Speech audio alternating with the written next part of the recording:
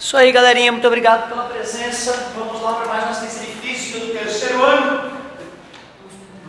Mensal 3, questão 4, dizia o seguinte: na prensa hidráulica apresentada na figura, os diâmetros dos êmbolos são D1 e D2. Então esse diâmetrozinho aqui, vou representar aqui embaixo, daqui até aqui, ele chamou de D1. Esse diâmetrozão daqui até aqui, ele chamou de D2. Eu não vou medir ali em cima porque faltou espaço. Tais que D1, o diâmetro 1 é o dobro do diâmetro 2. Esse cara aqui multiplicado por 2 dá igualzinho. Ops. É bimestral.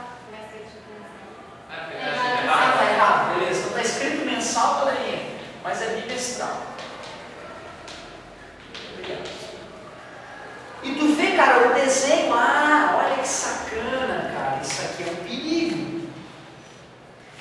Ele chamou F2, mas chamou esse diâmetro de D1. Isso é um perigo. Ele chamou de F1, mas disse que esse diâmetro é o D2. Aí agora tudo bem, né? Agora dá para dizer que o D1 é o dobro, que é o mais grossinho, né? É o dobro do D2. Agora tudo bem, o desenho antes não estava legal. A relação F1 sobre F2 entre as intensidades das forças exercidas nos dois êmbolos, quando situados no mesmo nível, ele quer saber o valor daquilo ali. Essa questão é muito famosa, é importante a gente dominar ela.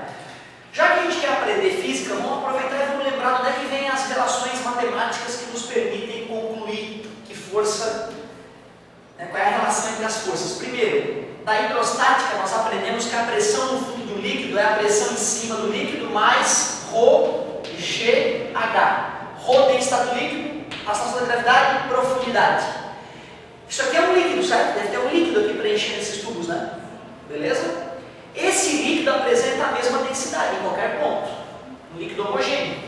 A altura em que os êmbolos estão são as mesmas e a pressão atmosférica aqui em cima é a mesma. Então, pelo teorema de Stevin, eu posso dizer que no êmbolo A e no êmbolo B as pressões são iguais, pelo teorema de Stevin.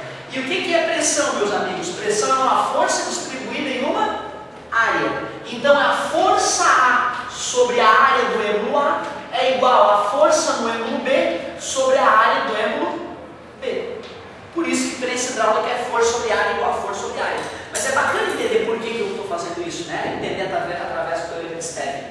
Mas olha que sacana, aquilo que eu chamei de A, ele disse que era F2 e D1, ó. Esse cara é do mal. Então, ó, F2, só que não dá para botar no lugar da área D. Porque área, meus amigos, área é πr ao quadrado. Já que é redondinho, né? Certo? πr ao quadrado. Mas pensa bem, se o D1, que é esse grandão, é o dobro do D2, eu também posso automaticamente concluir que o R1 é o dobro do R2. Então, no lugar da área A, eu vou colocar πr1 ao quadrado. Força B, ele chamou a força em B de F1, mas ele chamou de D2, eu vou chamar de R2. πr2 ao quadrado, corta os π fora. O que ele quer mesmo? F1 sobre F2. Vou pegar o F2 que está multiplicando e vou passar dividindo. Então eu vou pegar o R2 ao quadrado que está na parte de baixo e vou passar na parte de cima. R2 ao quadrado sobre R1 ao quadrado é igual a F1 sobre F2. E qual é a relação entre o R1 e o R2?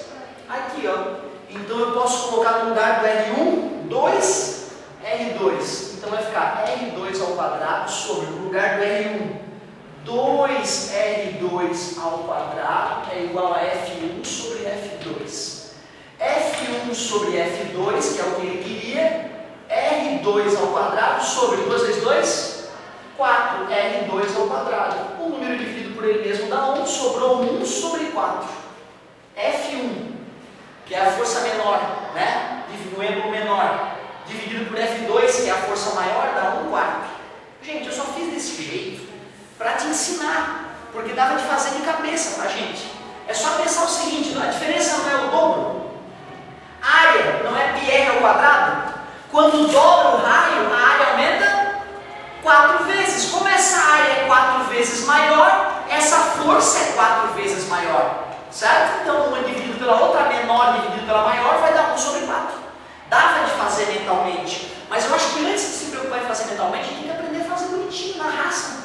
Bonitinho, achar a resposta. Qual era a letrinha?